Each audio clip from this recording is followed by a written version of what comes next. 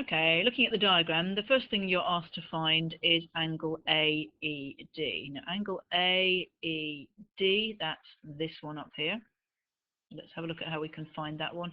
Now, what you're told is that this line here is parallel to this one here, so we can use the fact that these angles are alternate angles, so that's a Z shape. Whenever you have this Z shape, remember those are called alternate angles.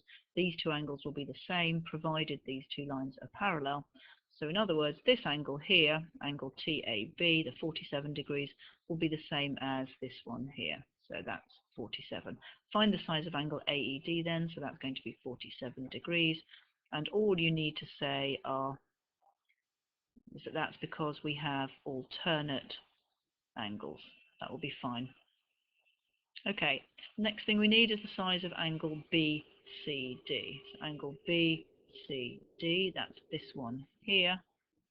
And I can see that the easiest way probably to do that one is to use the fact that A, B, C, D, that's this one here, is a cyclic quadrilateral. And I know that opposite angles in a cyclic quadrilateral add up to 180 degrees, which means that this angle up here is going to be 180 minus the 56. So this one here and this one here have to add up to 180. So angle BCD is going to be 180 degrees minus 56 degrees, which is 124 degrees.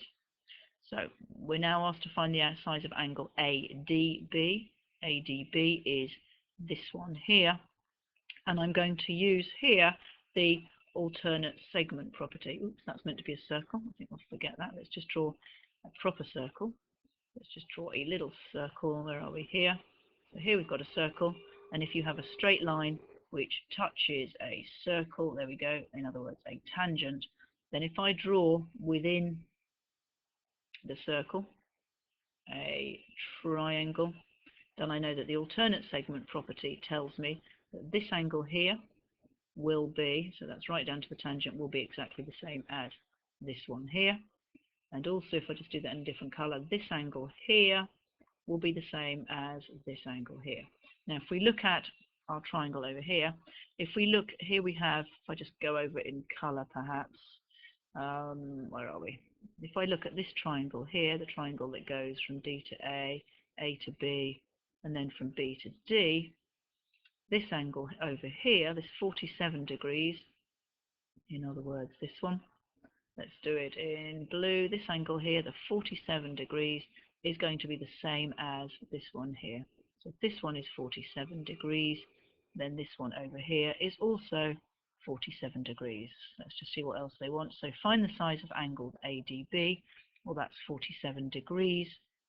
And the reason for that is that angles, they are what are called angles in the alternate segment. As long as they see alternate segment, that should be enough. And remember, the reason they're called angles in the alternate segment is if we look at this line here, this blue line here splits the circle into two segments. There's one segment, here's the other segment.